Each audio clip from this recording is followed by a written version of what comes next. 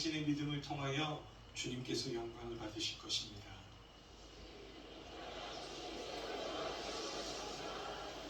아멘.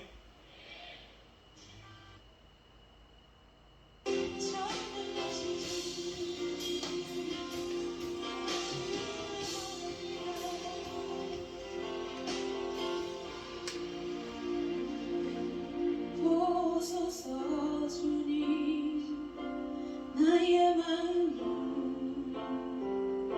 선한 것 하나 없습니다.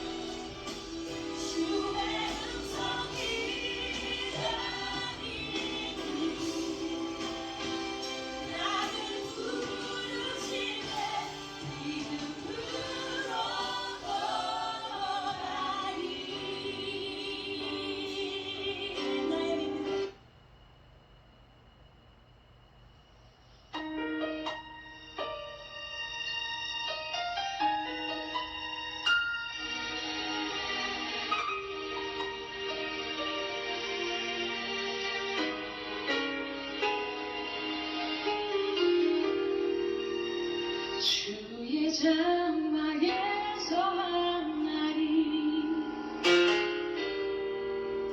궁정에서 전날보다 좋사오니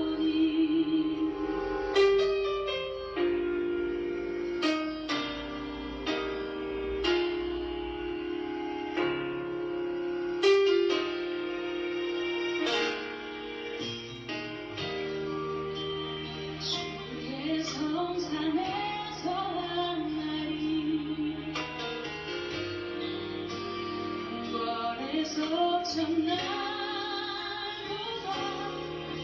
좋사오니 나의 영혼 주님을 기뻐해 주의 사랑을 완전케 하네 주의 사랑을 새롭게 하네 끝이 없는 주의 사랑하니 내 영혼 즐겁게 하시네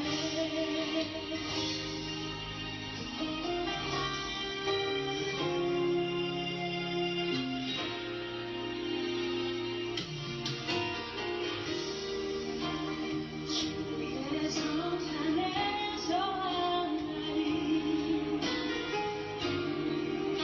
궁궐에서 전날보다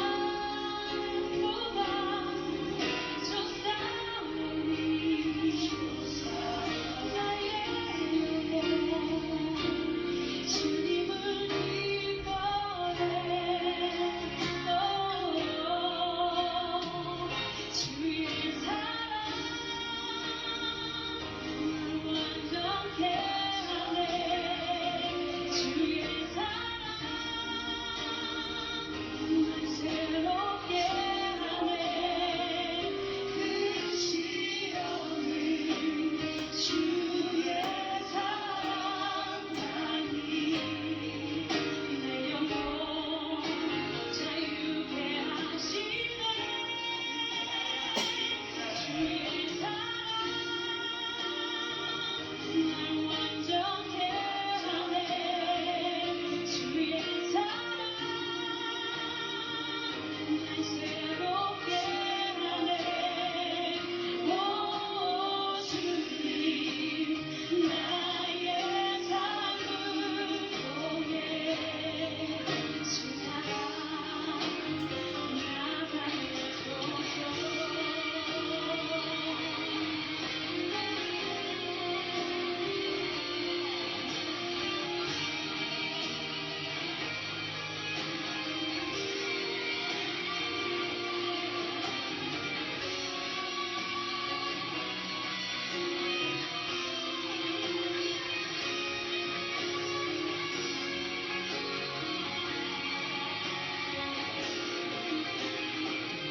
주의 사랑 날 완전케 하네 주의 사랑 날 새롭게 하네 끝이 없는 주의 사랑하니 내 영혼 자유케 하시네 주의 사랑 날 완전케 하네 주의 사랑 날 새롭게 하네 오 주님 나의 삶을 통해 주사랑 나가게 소서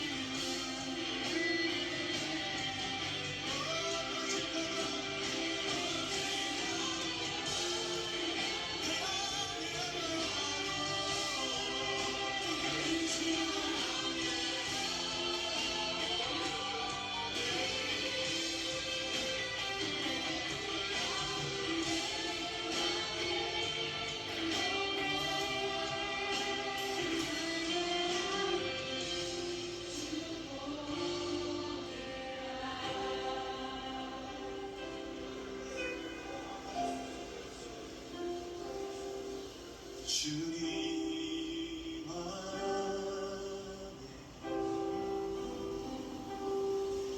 나 거하리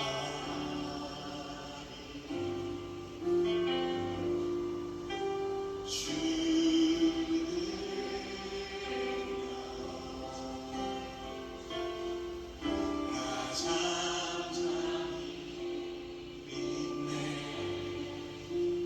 거신 파도 날 향해 와도 주와 함께 나오리니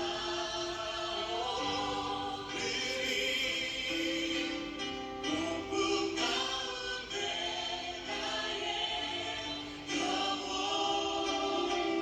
잠잠하니 주고 거신 파도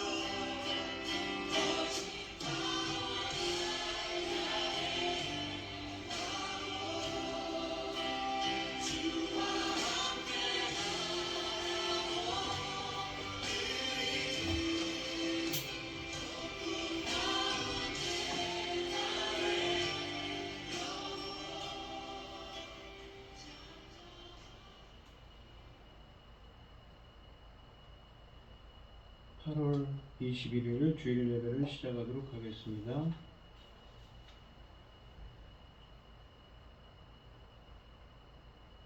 찬송 8장을 하시겠습니다. 거룩 거룩 거룩 전능하신 주님 이른 아침 우리 주를 찬송합니다.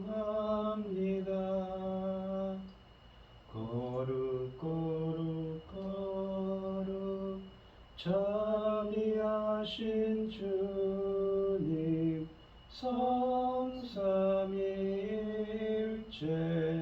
우리 주로다. 거룩 거룩 거룩 주의 보좌 앞에 모든 성도 멸류관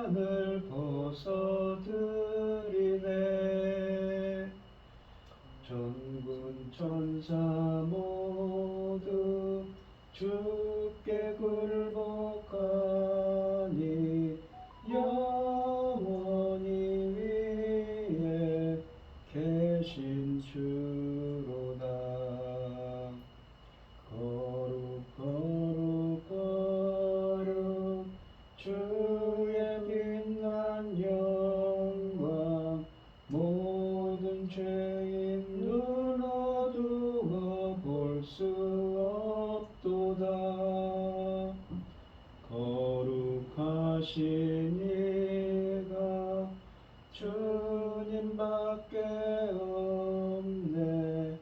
온전히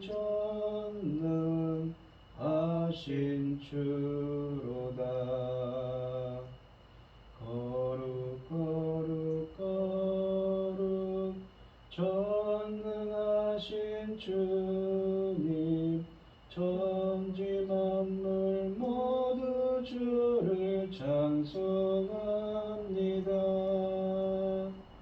거룩 거룩 거룩 전능하신 주님, 성삼위일체 우리 주로다. 아멘. 사도신경 하심으로 신앙 고백하시겠습니다. 전능하사 천지를 만드신 하나님 아버지를 내가 믿사오며 그 외아들 우리 주 예수 그리스도를 믿사오니 이는 성령으로 잉태하사 동정녀 마리아에게 나시고 본디오 빌라도에게 고난을 받으사 십자가에 못 박혀 죽으시고 장사한 지 사흘 만에 죽은 자 가운데서 다시 살아나시며 하늘에 오르사 전능하신 하나님 우편에 앉아 계시다가 저리로서 산자와 죽은 자를 심판하러 오시리라. 성령을 믿사오며 거룩한 공예와 성도가 서로 교통하는 것과 죄를 사하여 주시는 것과 몸이 다시 사는 것과 영원히 사는 것을 믿사옵나이다. 아멘. 교동문 30번입니다. 교독을 하겠습니다. 제가 먼저 읽겠습니다. 하나님은 우리에게 은혜를 베푸사 복을 주시고 그의 얼굴빛을 우리에게 비추사 주의 도를 땅에 주의 구원을 모든 나라에게 알리소서. 하나님이여 민족들이 주를 찬송하게 하시며 모든 민족들이 주를 찬송하게 하소서. 온 백성은 기쁘고 즐겁게 노래할지니 주는 민족들을 공평히 평탄하시며 땅의 나라들을 다스리실 것임이니이다. 하나님이여 민족들이 주를 찬송하게 하시며 모든 민족으로 주를 찬송하게 하소서. 땅이 그의 소산을 위해 주었으니 하나님이 우리에게 복을 주시리로다. 하나님이 우리에게 복을 주시리니 땅의 모든 끝이 하나님을 경외하리로다. 아멘. 찬송가 380장 하시고 고현희 집사님 기도해 주시겠습니다.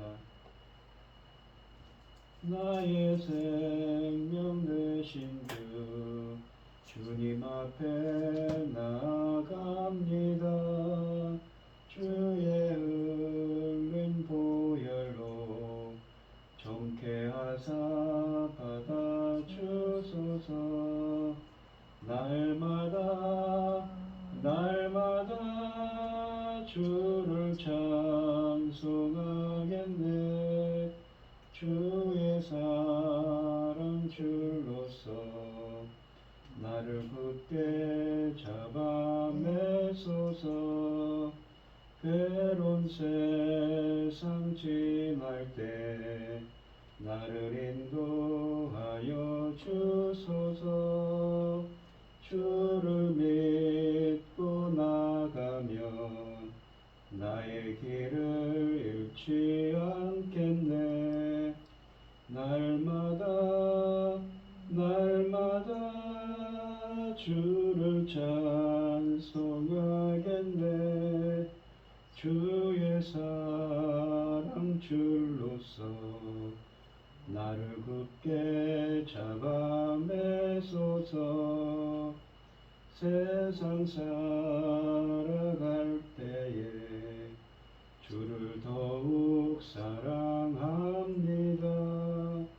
밝고 빛난 천국에 나의 영혼 들어가겠네. 날마다 주를 찬송하겠네. 주의 사랑 줄로서 나를 굳게 잡아매소서.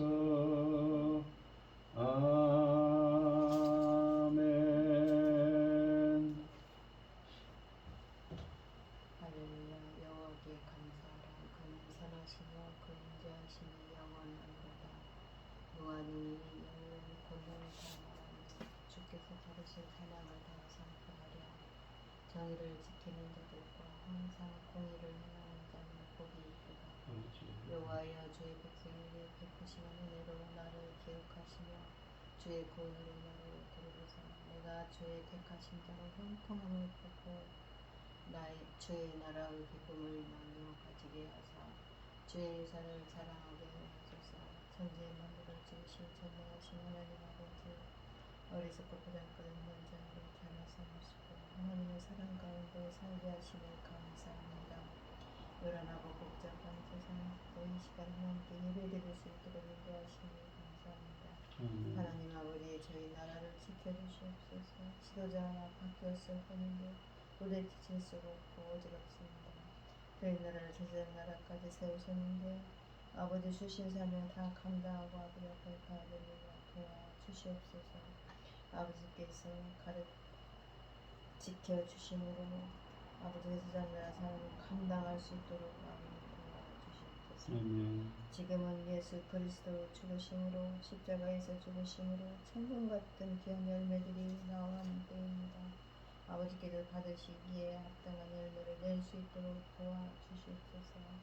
이 시간 사랑하는 종이 담에 섰습니다. 열매를 위한 말씀을 정성껏 준비했습니다. 이 말씀이 열매로 맺어 아버지의 귀한 말씀, 맺는 귀한 말씀이 되도록 아버지의 지혜와 총명을 주시옵소서. 하나님 받으시기에 합당한 열매가 나오는 이 시기 지름길이 되도록 도와주시옵소서. 이 모든 말씀 억만 죄악 가운데서 우리를 구원해주신 예수 그리스도의 이름으로 기도하옵나이다. 아멘.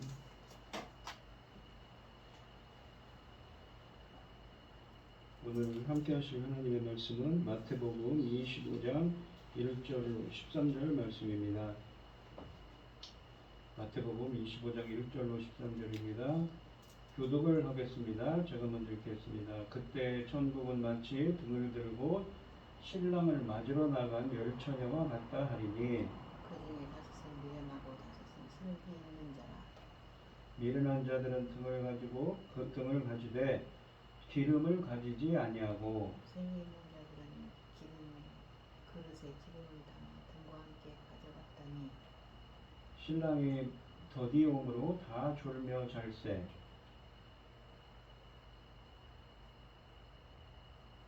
밤중에 소리가 나되 보라 신랑이로다 맞으러 나오라 하매 이에 그 처녀들이 다 일어나 등을 준비할세.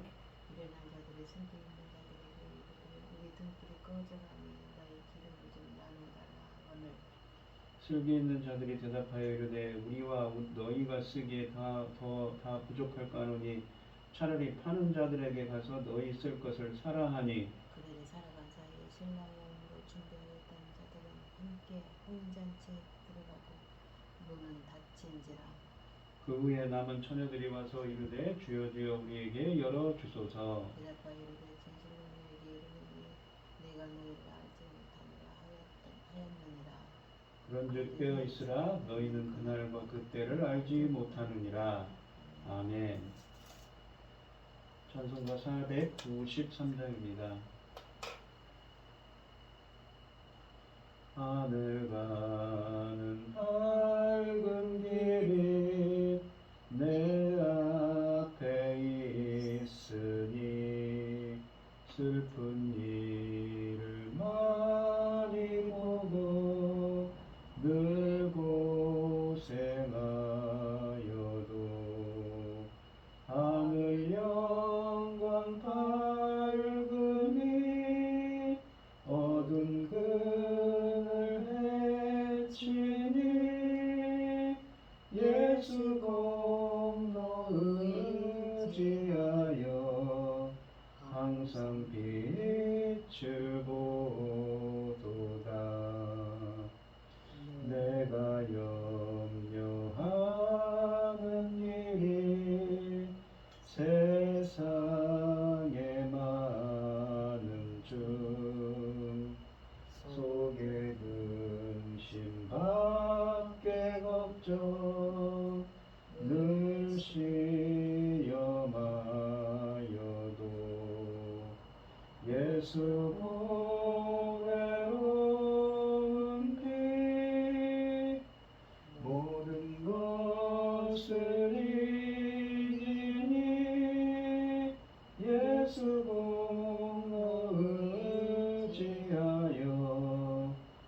영상의 길이로다. 내가 천성 바라보고 가까이 왔으니 아버지의 영광 집에 나 쉬고 싶도다. 나는 부족하여도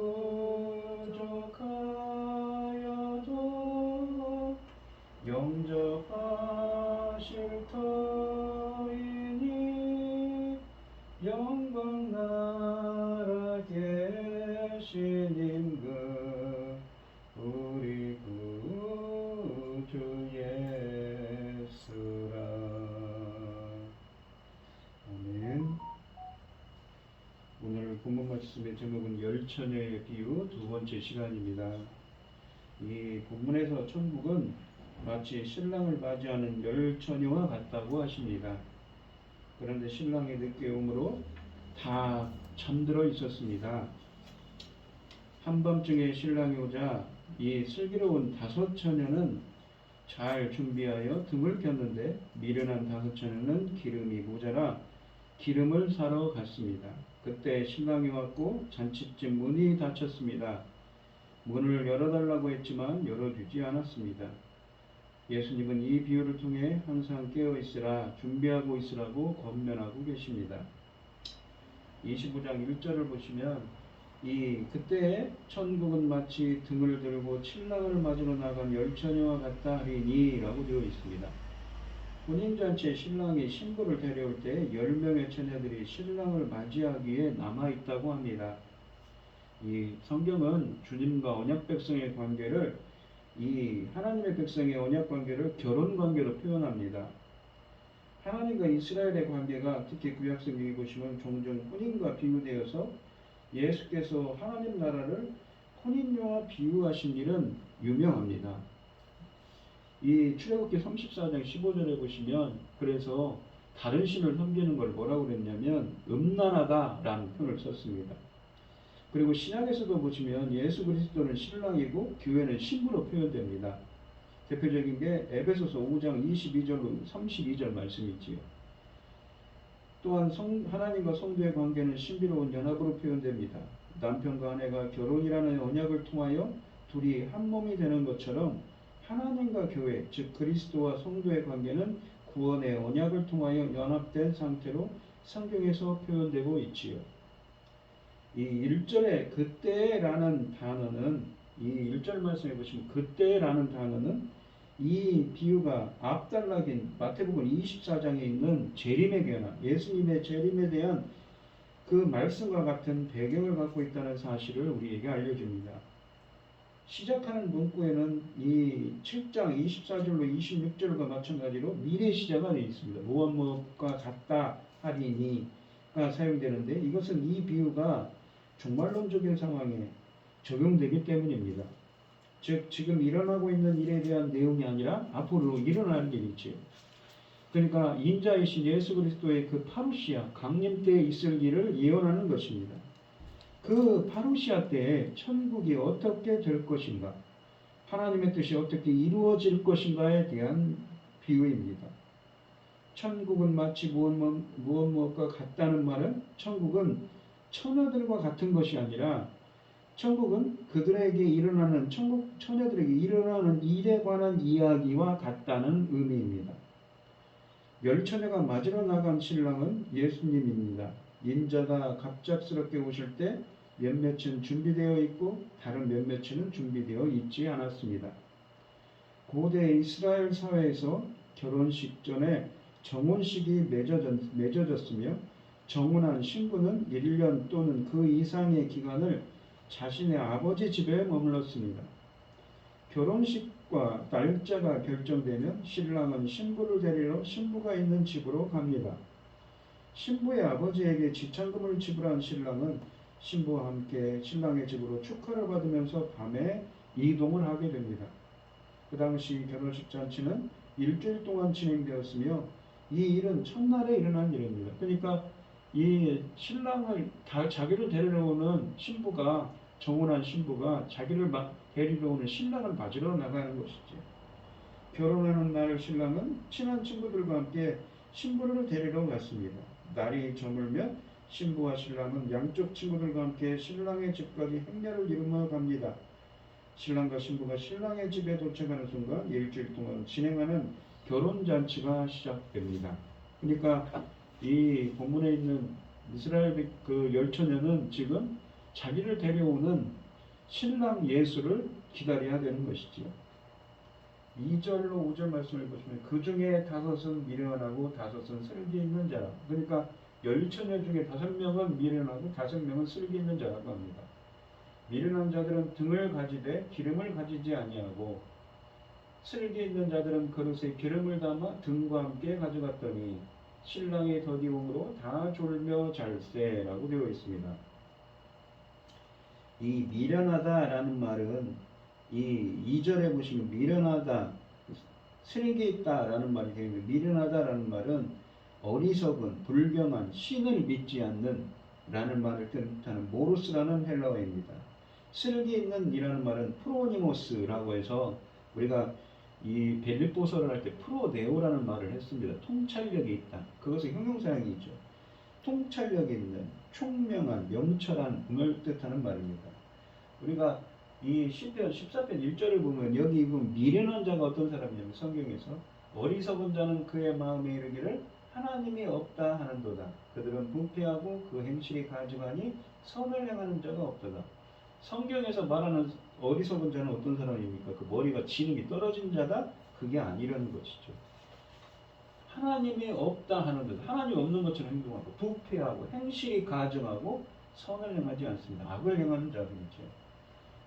여호와를 경외하는 것이 지식의 근본이거늘 이 잠언 1장 7절입니다. 미련한 자는 이 미련한 자는 지혜와 훈계를 멸시하는도다. 하나님의 지혜와 그 훈육하는 그 말씀들을 멸시하는도다라고 되어 있습니다. 그러니까 성경에서 말하는 이 어리석은 자라는 사람들은 단순하거나 정신적으로 부족한 사람을 뜻하는 것이 아닙니다. 성경에서 어리석은 자는 악인과 비슷한 말입니다. 어리석은 사람은 마음속에 하나님을 제거한 사람입니다. 그래서 하나님이 없는 그들의 삶에는 선행도 없습니다. 어리석은 사람들은 하나님을 두려워하지 않고 사회적 약자들을 박해하고 착취하며 부를 축적하는 자들입니다. 뿐만 아니라 하나님은 의로우시고 신실하신 분이라고 고백하면서도 정작 그 자신들의 삶에서는 이것들을 무시하는 자들이라고 성경에는 설명하고 있습니다. 그러므로 성경에서 어리석은 자는 말과 행동이 동떨어진 사람들입니다. 어리석은 사람들은 부패하고 행실이 가증해서 선을 행하지 않습니다. 어리석은 자는 마치 하나님이 없는 것처럼 행동합니다. 그렇다면 이 어리석은 자와 이 미련한 자의 반대인 슬기 있는 자, 명철한 자는 어떤 사람일까요? 이 시편 14편 2절에 보시면 여호와께서 하늘에서 인생을 굽어 살피사 지각이 있어 하나님을 찾는 자가 있는가 보려 하신 듯. 여기 지각이 있어.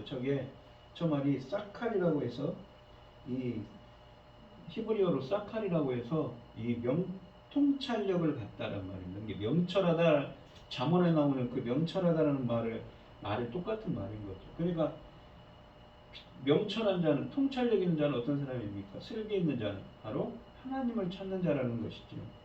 또한 예레미야서 9장 23절 24절에 보시면 여호와께서 이와 같이 말씀하시되 지혜 있는 자는 그의 지혜를 자랑하지 말라. 용사는 그의 용맹을 자랑하지 말라. 부자는 그의 부함을 자랑하지 말라. 자랑하는 자는 이것으로 자랑할지니 곧 명철하여 나를 아는 것과. 그러니까 명철한 자는 어떤 사람입니까? 하나님을 아는 자죠. 하나님을 찾는 자라고 그랬습니다. 아까는 또 시편 14편 2절에 나 여호와는 사랑과 정의와 공의를 땅에 행하는 자. 사랑이라는 것은 헤세드라고 해서 언약에 기반한 신실한 사람, 언약적 충성이죠. 사랑과 정의와 공의를 땅에 행하는 자인 줄 깨닫는 것이라. 이는 나는 이 일을 기뻐하노라 여호와의 말씀이니라 라고 되어 있습니다. 이 통찰력을 갖는 것, 명철한 것은 무엇이라고요? 바로 하나님을 아는 것, 하나님을 찾는 것이라고 말씀하십니다.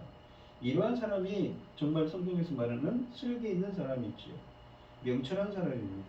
하나님을 찾는 것은 하나님의 뜻을 찾고 하나님의 구원과 은혜를 구하는 겸손한 사람들입니다. 주님은 이런 겸손한 자에게 은혜를 주셔서 그래서 하나님을 알게 하시는 것입니다. 하나님을 알 수 있는 것은 어떻습니까? 요한복음 17장 3절에 보시면 아버지 하나님과 그 아들 예수 그리스도를 아는 것이 영생이라고 하는 것이죠. 근데 이 마태복음 11장 25절로 27절에 보시면 그 어린아이들에게 주님께서는 계시를 하셔서 알게 하신다고 하십니다. 내 아버지 뜻대로 아들과 내 아버지 뜻대로 주님 계시받는 자 외에는 하나님을 아는 자가 없다고 말씀을 하시지요. 주님이 자신을 드러내야 알고 있습니다. 근데 어떤 사람들에게 알게 하신다고요? 그 어린아이들 같이 낮은 자들, 겸손한 자들이지요. 그러니까 그런 사람들이 바로 성경에서 말하는 오늘 본문에 나오는 슬기 있는 사람인 것입니다. 명철한 사람들인 거죠. 이 계시받은 그러니까 하나님을 알 수 있는 것은 이 요한복음 17장 3절, 마태복음 11장 25절, 27절을 보시면 계시받은 자로서 이 겸손한 자들에게 계시를 해서 체험적, 경험적으로 아는 것입니다. 하나님을 찾는 겸손한 자에게 계시하시고 주님을 알게 하시는 것이지요.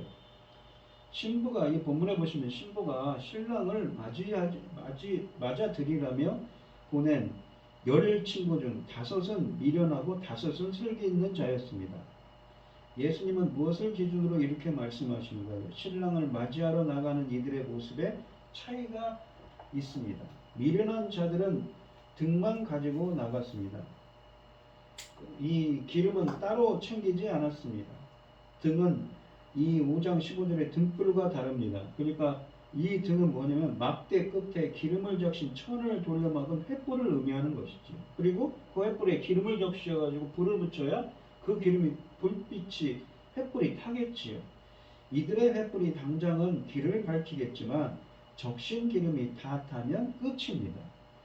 당시 횃불은 한 번 적시면 15분, 20분 정도 탔다고 합니다. 그러므로 이들은 신랑이 당장 온다면 별 문제가 없겠지만 늦어지면 불을 밝힐 수가 없는 것이지요. 그런데 슬기 있는 자들은 횃불을 가지고 가면서 기름도 챙겼습니다. 그러니까 준비를 했다는 것이지요. 혹시 신랑이 늦을 상황에 대비하는 것입니다. 그러므로 이 처녀들의 미련함과 슬기로움의 차이는 늦게 올 수 있는 신랑을 맞이할 대비를 얼마나 철저히 하게 했느냐 하는 것입니다. 이 미련한 처녀들은 신랑이 곧 올 것으로 예측해 횃불에 묻은 기름으로 충분하리라 생각했습니다. 반면에 이 슬기로운 처녀들은 만일의 사태, 곧 신랑이 늦어지는 상황에 대비해 기름을 충분히 챙겨 나갔습니다. 3절로 4절에서 어리석은 5처녀들은 등불을 위한 기름을 추가적으로 준비하지 않았고 현명한 자들은 어떻습니까? 이 슬기 있는 자들은 준비했으므로 이 지혜로운 처녀들과 미련한 처녀들의 차이는 신랑이 늦게 올 수 있음을 대비해서 여분의 기름을 충분히 준비한 여부에 달려 있습니다. 즉 준비를 했는지 여부로 어리석은 처녀와 슬기 있는 처녀가 가려진다는 것이지. 즉 이 배후에서 하나님을 겸손히 찾아서 이 하나님의 은혜로 하나님의 계시로 주님을 알게 된 사람들이 준비를 잘한 슬기로운 처녀라는 것입니다. 모든 처녀들이 기다리다 지쳐서 골아떨어진 모습은 신랑이 도착할 시간이 예상보다 늦은 현실을 보여줍니다. 비유는 기름을 준비하지 않는 것에 초점을 맞춥니다. 신랑이 늦어지자 모두 지치고 피곤해졌습니다. 그래서 10처녀 모두 기다리던 자리에서 잠이 들었습니다. 그들의 횃불도 꺼져가고 있었습니다. 피곤해서 졸거나 자는 것이 나쁜 일은 아닙니다. 그러므로 잠든 것에 대한 비난은 없지요.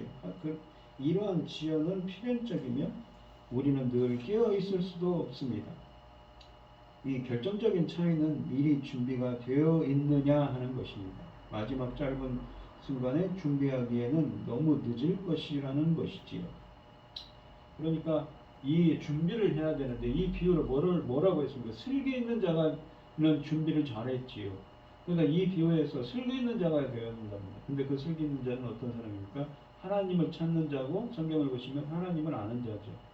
그래서 어떻게 하나님을 알고 있습니까? 하나님을 겸손히 이 하나님을 찾는 자는 하나님 겸손한 자인데 마태복음 21장 25절, 요한복음 17장 3절을 보시면 그러한 겸손하고 낮은 자들에게 주님은 계시하셔서 주님을 알게 하시지요.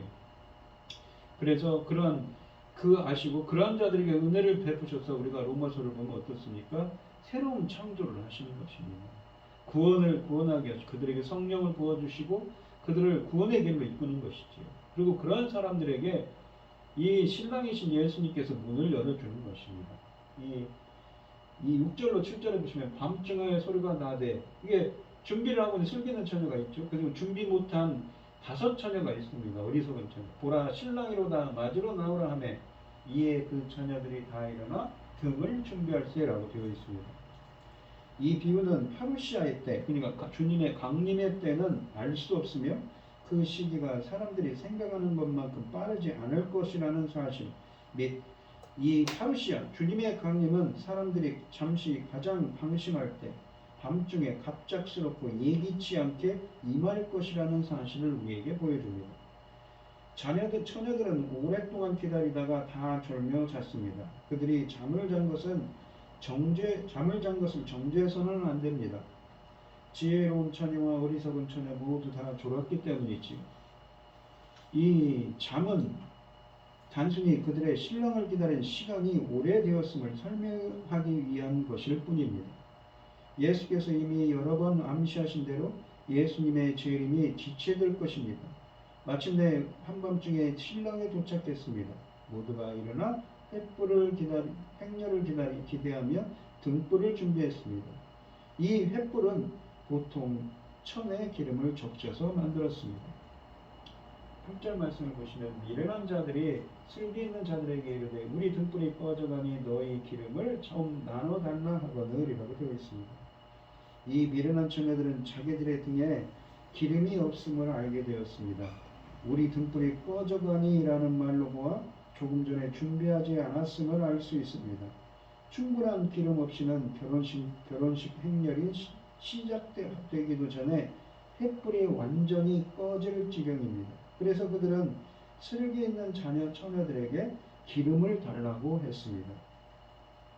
9절 말씀을 보시면 슬기 있는 자들이 대답하여 이르되 우리와 너희가 쓰기에 다 부족할까 하노니 차라리 파는 자들에게 가서 너희 쓸 것을 사라 하니 라고 되어 있습니다.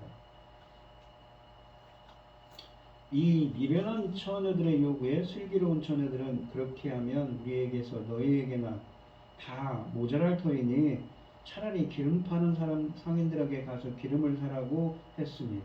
현명한 제안이지요. 기름을 나누어 쓴 경우 가는 중간에 불이 꺼지는 불상사가 발생한다면 난감한 일이 아닐 수 없습니다.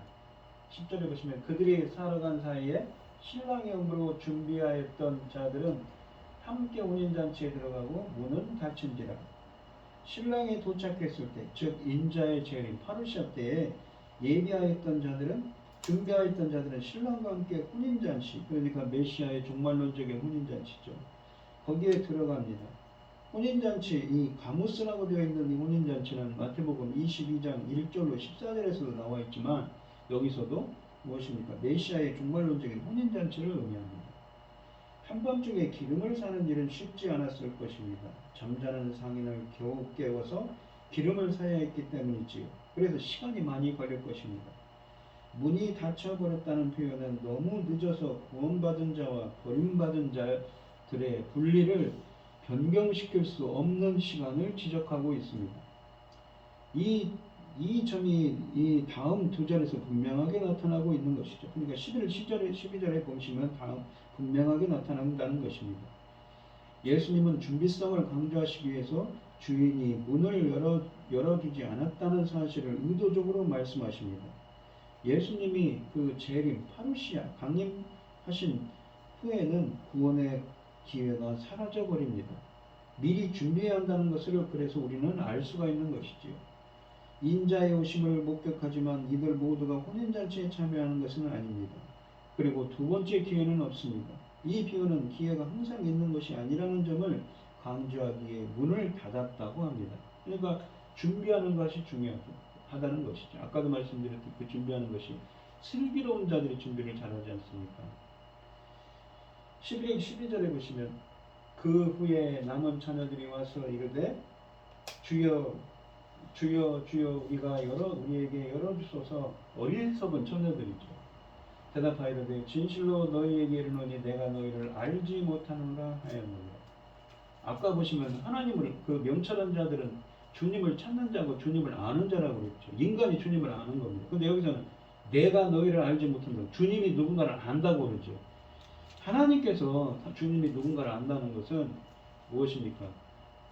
그 사람을 선택했다, 예정했다, 그 사람과 언약을 맺었다는 의미입니다. 창세기 17장에 보시면 아브라함의 이야기를 할 때 나오죠.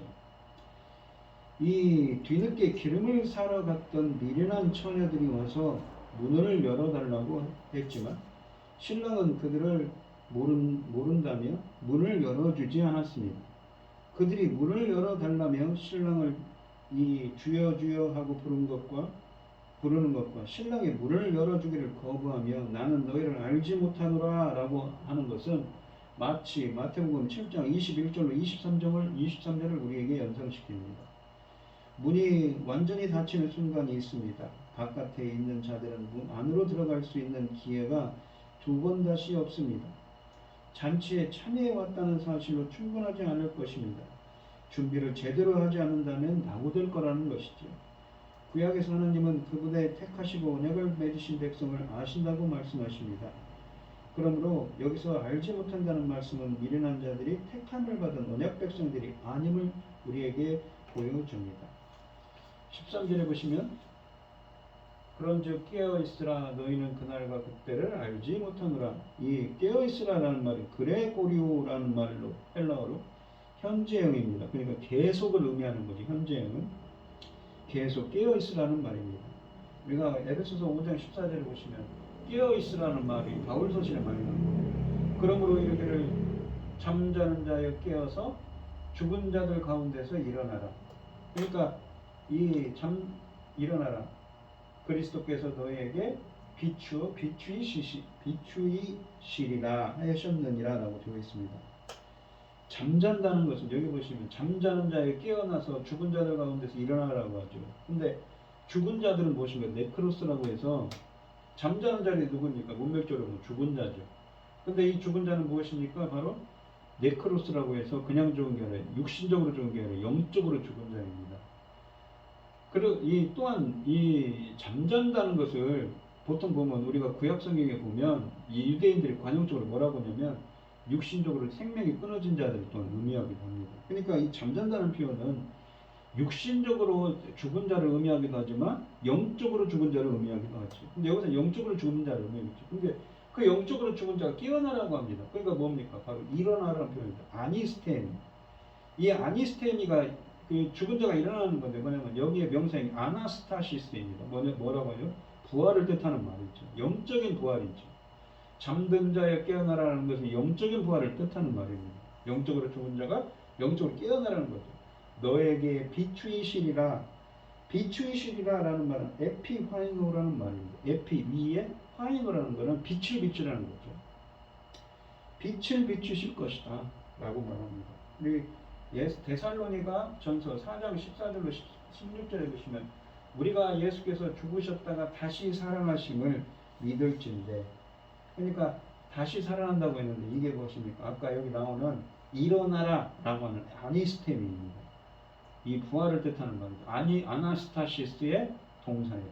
부활에 다시 살아나심을 아니스테미 일어나심을 믿을진데, 죽으셨다가 예수 그리스도께서 이 다시 살아난, 여기서도 죽은 이와 같이 예수 안에서 자는 자들이 누굽니까? 아까 그 자는 자들. 여기 죽으셨다가 뭡니까? 바로 이 다시 살아나심, 부활하심을 믿을지언데 이와 같이 예수 안에서 자는 자들도 하나님이 그와 함께 데리고 오시리라. 우리가 주의 말씀으로 너희에게 이것을 말하노니 주께서 강림하실 때까지 우리 살아남아 있는 자도 자는 자보다 결코 앞서지 못하리라. 그러니까 여기서는 육신적으로 죽은 자죠. 주께서 호령과 천사장의 소리와 하나님의 나팔 소리로 친히 하늘로부터 강림하시리니 그리스도 안에서 죽은 자들이 먼저 일어나라. 그러니까 근데 또 여기서는 죽은 자들이 무엇입니까? 이 죽은 자는 영적으로 죽은 네크로스입니다. 그러니까 이 잠든 자라는 표현이 육신적으로 죽었다는 의미도 되고 영적으로 죽었다는 의미도 혼합해서 쓰는 것입니다. 데살로니가전서 5장 1절로 10절에 보시면 형제들아 때와 시기에 관해서는 너희에게 쓸 것이 없습니다. 아까 그거 보시면 마지막 절에 보면 그 깨어 있으라 그때와 그 시는 모른다고 하지 않습니까? 예수님. 바로 그 주님이 오시는 때죠. 신랑 예수가 본문에 보시면 신랑 예수가 오는 때입니다. 주의 날이, 이게 주의 날이라는 건 주님이 오시는 임하는 날입니다. 밤에 도둑같이 이럴 줄을 너희 자신이 자세히 알기 때문이라. 그들이 평안하다 안전하다 할 그때에 임신한 여자에게 해산의 고통이 이른과 같이 멸망이 갑자기 그들에게 이르리니 결코 피하지 못하리라. 형제들아 너희는 어둠에 있지 아니하며 그날이 도둑같이 너희에게 임하지 못하리니 너희는 다 빛의 아들이요 낮의 아들이라. 우리는 밤이나 어둠에 속하지 아니하나니 빛과 어둠, 밤과 낮과 밤. 이게 빛과 어둠, 낮과 밤. 그러므로 우리는 다른 이들과 같이 자지 말고 잠잔다는 표현을 또 쓰죠. 여기서 오직 깨어 정신을 차릴지라. 그러니까 무엇인가 낮과 밤, 빛과 어둠, 그리고 깨어 있는 것과 잠자는 것. 이것이 제비되는 표현들인 것입니다. 그러니까 이게 빛과 어둠, 낮과 밤, 깨어 있는 것과 잠자는 것. 이것이 반대인 표현인 것입니다. 똑같은 의미라는 것이죠. 낮과 빛과 깨어 있는 것이 영적으로 자는 자들은 밤에 자고 취하는 자들은 밤에 취하되 우리는 낮에 속하였으니 정신을 차리고 믿음과 사랑의 호심경을 붙이고 구원의 소망의 투구를 쓰자. 하나님이 우리를 세우심은 노하심에 이르게 하심이 아니요 오직 우리 주 예수 그리스도로 말미암아 구원을 받게 하심이라. 예수께서 우리를 위하여 죽으사 우리로 하여금 깨어 있든지 자든지 자기와 함께 살게 하려 하셨느니라 라고 되어 있습니다. 이 성경에 보시면 낮과 밤, 빛과 어둠, 잔다와 깬다의 표현들은 참빛이신 예수 그리스도의 은혜가 미쳐서 예수님을 믿고 그에게로 나온 상태, 영적으로 깨어있는 상태를 의미합니다. 그러니까 요한복음 3장 2절에서 밤에 찾아온 니고데모는 영적 무지의 상태를 나타냈습니다. 그는 물과 성령으로 거듭난다는 것을 모르고 있는 영적인 무지의 상태죠.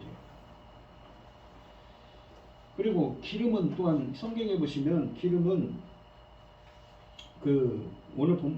기름은 성령을 의미할 때가 많습니다. 은유를 많이 씁니다. 대표적인 게 이사야서 61장 1절로 3절 같은 말씀에 보면 기름은 성경에서 종종 성령을 의미하기도 해석할 수도 있습니다. 그러니까 이 본문에 보시면 기름을 준비한 사람들이 제대로 준비한 사람들이 슬기 있는 자죠. 명철한 자입니다. 근데 그 성경에서 말하는 명철한 자는 어떤 사람들입니까? 하나님을 찾는 자, 겸손한 자죠. 그리고 하나님을 아는 자입니다. 주님은 아까도 말씀드렸듯이 요한복음 17장 3절과 마태복음 11장 25절 27절 말씀드렸지만 어린아들 같이 주님을 찾는 그런 겸손한 자들에게 은혜를 주셔서 계시하시고 주님을 알게 하시고 구원으로 이끄십니다. 그러한 명철한 자, 그러한 준비된 사람들을 되어야 한다는 것이죠. 그러한 겸손한 사람에게 임하는 은혜가 또한 무엇입니까? 성령 세례의 은혜죠. 그러니까 이 로마서를 천천히 보시면 이 성령 세례의 은혜를 임하게 해주셔서 이 이사야서 51장 15절에도 있지만 그러한 겸손한 자들에게 그 성령 세례가 임하고 또한 기름은 성령을 상징하기도 합니다. 성령 세례로 하나님이 성령 세례로 그러한 은혜를 주시는 거죠. 그렇게 준비된 자라야만이 무엇입니까?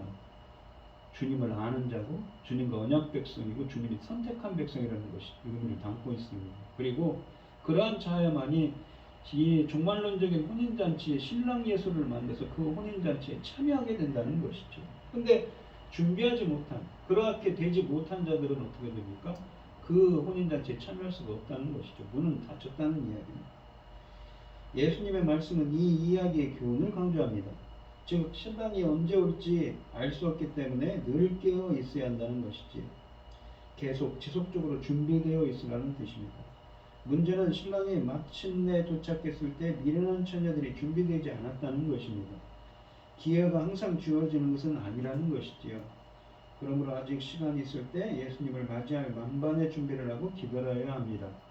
예수님이 재림하실 때 준비를 시작하는 것은 너무 늦지요. 우리는 주님이 언제 오실지 모릅니다. 따라서 가장 확실한 대비책은 항상 깨어있는 것입니다. 사람들은 깨어 있어야 합니다. 여기서의 의미는 문자적으로 잠을 자지 말아야 한다는 것을 의미하는 것이 아니라 물론 지혜로운 자들도 지혜로운 청년들이 본문에 보시면 잠을 잤습니다. 영적인 깨어있음이 있는 것이죠.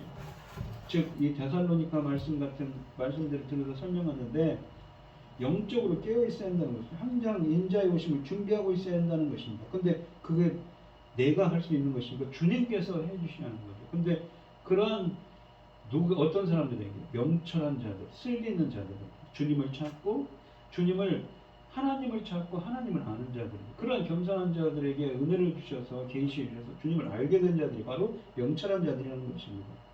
그런 준비를 해야지만 하나님의 그 종말론적인 그 잔치에 참여할 자격이 있다는 것입니다.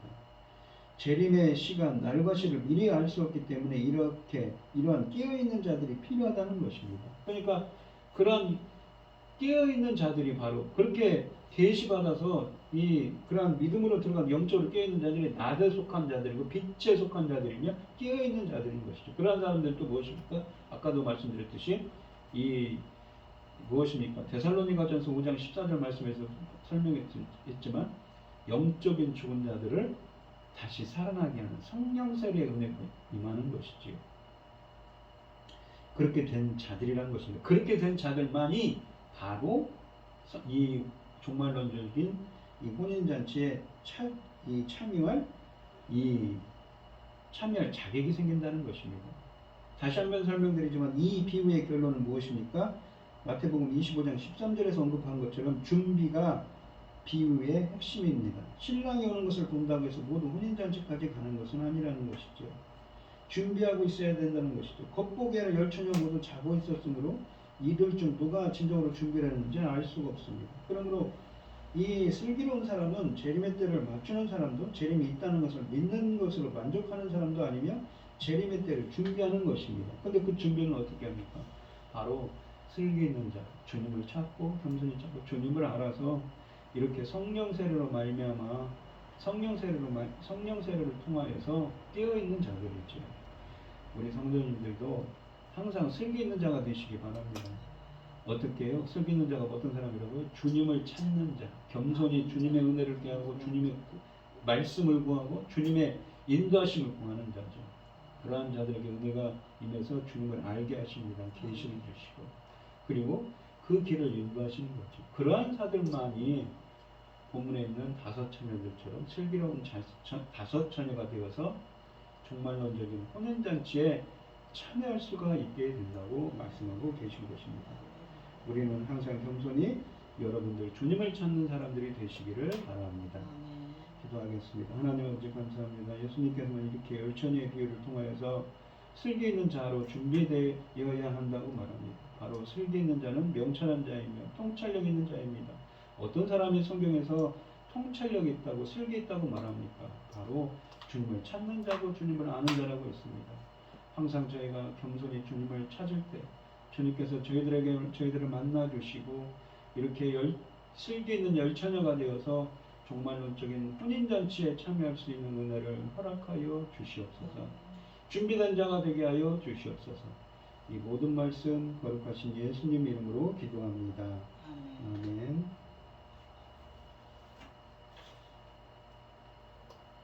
찬송가 391장입니다. 오 놀라운 구세주 예수 내 주 참 능력의 주시로다. 큰 바위미 안전한 그곳으로 내 영혼을 숨기시네.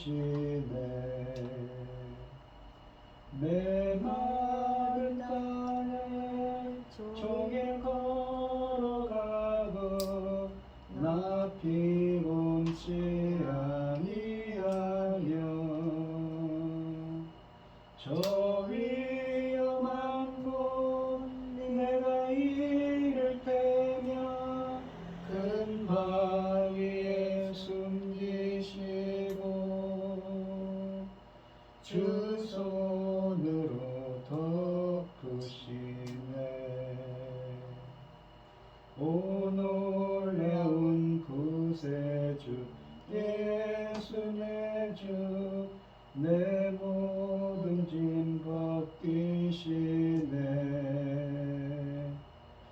죄악에서 날 끌어올리시며 또 나에게 힘주시네. 메마른 땅을 종일 걸어가도 나 피곤치 아니하며 저 위험한 곳 내가 이를 테면 큰 바위에 숨기시고 주 손으로 덮으시네. 증량 못할 은혜로 채우시며 늘 성령에 감아주사 큰 기쁨 중 주님을 찬양토록 내 믿음을 도우시네. 메마른 땅을 종일 걸어가도 나 피곤치 아니하며 저 위험한 곳 내가 이를 테면 큰 바위에 숨기시고 주 손으로 덮으시네. 주 예수님 공중에 임하실 때 나 일어나 맞이하리. 그 구원의 은총을 노래하니 저 천군과 천사 함께. 메마른 땅을 종일 걸어가도 나 피곤치 아니하며 저 위험한 곳 내가 이를 테면 큰 바위에 숨기시고 주 손으로 덮으시네. 아멘. 기도하겠습니다. 참 감사하신 하나님, 오늘도 거룩한 주일에 이렇게 예배드리게 하여 주시오니 감사를 드립니다. 우리에게 모든 것을 주신 하나님 감사를 드립니다. 이 시간 주님께서 주신 은혜와 사랑에 감사드리며 귀한 예물을 드리는 손길들이 있습니다. 드려지는 손길마다 주님께서 기억해 주시고 이 간과 기도에 귀 기울여 주시고 응답하여 주셔서 하나님의 기뻐하신 뜻을 행할 수 있도록 인도하여 주시옵소서. 기뻐받아 흠양하여 주실 줄 믿사오며 이 모든 말씀 거룩하신 예수님 이름으로 기도하옵나이다. 아멘. 찬송 5장을 하시고 축도하심으로 오늘 예배를 마치겠습니다.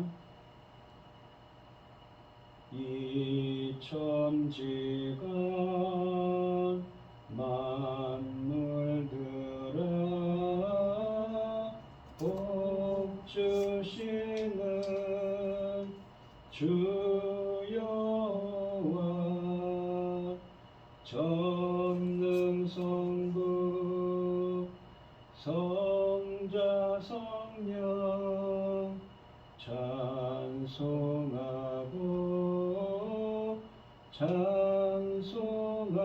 찬송하세. 아멘. 이제는 주 예수 그리스도의 은혜와 하나님의 극진하신 사랑과 성령의 교통하심이 슬기에 있는 자가 되기를 소원하는 성도들 머리머리 위에 이제로부터 영원히 함께 있을지어다. 아멘.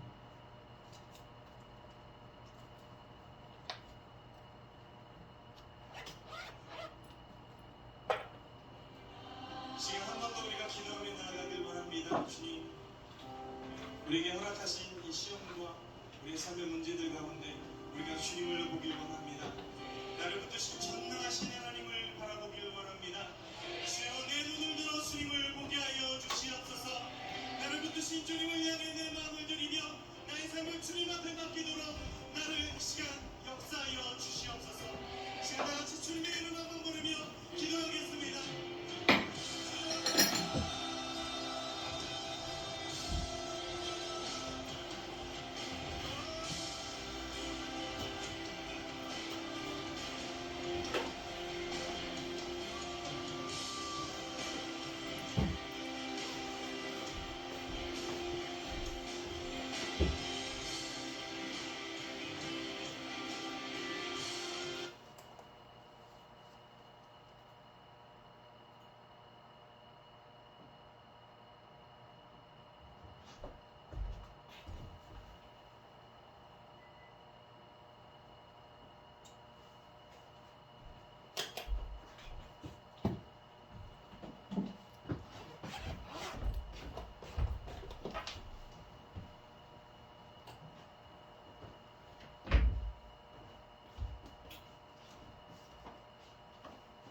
뿔뿔